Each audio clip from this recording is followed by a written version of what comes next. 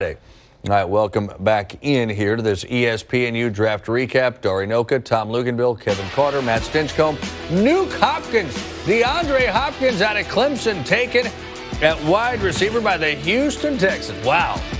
Andre Johnson, Nuke Hopkins. Huge playmaker. And funny story about this guy. This was a local player to Clemson, and they weren't recruiting him. And all the high school coaches in the area were telling the Clemson coaches, you've got to take this guy. I know he doesn't run well. I know his 40 times aren't great. He's a great player. They brought him to camp, and at the end of the camp, they offered him, and the rest is history. Wow. And that's what the key is, to seeing guys in person and putting them under your own microscope to make that final assessment. Well, and you see guys that are able to develop, right, Kevin, where they don't just come out of the box right away and you say, oh, it's just Sammy Watkins all over. Correct. Not everybody just shows up on campus and sets the world afire. You see DeAndre Hopkins, I think he really blossomed along with Taj Boyd and Chad Morris's offense when he came there and the production that was able to be generated. Let's watch his reaction as he finds out that Houston is drafting him late in the first round. DeAndre Hopkins.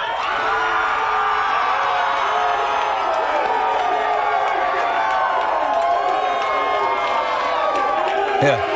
He's like, yeah, I know. I already got the hat on. That's right. What do y'all call me in? Come on now. Kind of anticlimactic, isn't it? Nuke, who was named Nuke because of the binky, the pacifier. Right. Yeah, exactly. When he was a kid, I think Grandma called him Nuke. Don't blow it for him, Dari. I mean, up until then, man, it was like he just blows up all over the football field. Now he's known for the pacifier. Now, it's a big weapon that Taj Boyd loses. He's got Sammy Watkins, who you hope can do all the right things off the field to stay on the field.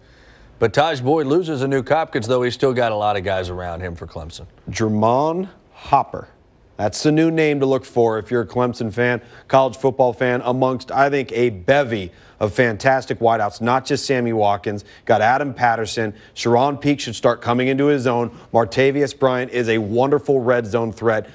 Clemson on the hoof, maybe one of the prettiest looking teams at wide receiver of any team in college football. So, yes, this is a big loss. But Chad Morris, Jeff Scott, the receiver coach, their staff on offense will get this offense looking pretty good. Well, I'll tell you what, it's going to start quickly for Clemson as you look at what happened last year with the only 2 losses, really, one of those being to Florida State in the regular season. But key 2013 games, they start the season off week 2 versus the University of Georgia, rekindling that kind of old rivalry. Aaron Murray versus Taj Boyd. Taj Boyd, the guy I think will be at the helm of another highly productive offense, much like it was this past year.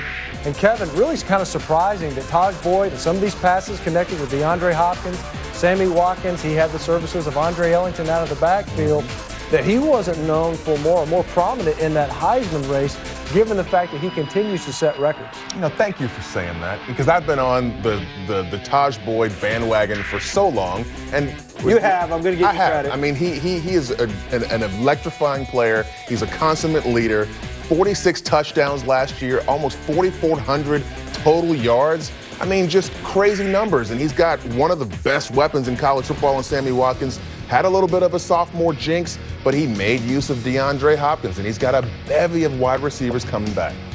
November 30th. That's right. And October 19th. Right. The same dates we talked about for Florida State. Don't forget August 31st with the University. Well, yeah, you mentioned that one. That's the opener. To me, that's the challenge for them versus FSU. FSU can circle 2 dates. For Clemson, you have to circle, I think, at least 3 on this schedule. And this is the ideal part about it. Georgia having to replace so many starters on that defense. Yeah.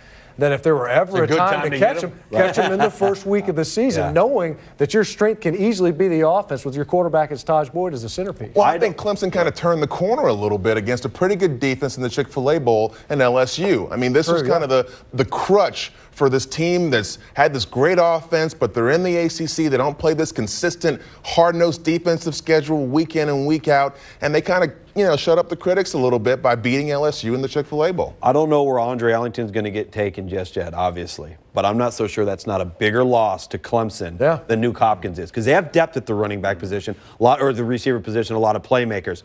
Andre Ellington is a difference maker. I believe he's a guy that, barring injury, will play for a long time in the National Football League and will be sorely missed in that offense. Let's go back up towards the top of the draft board tonight.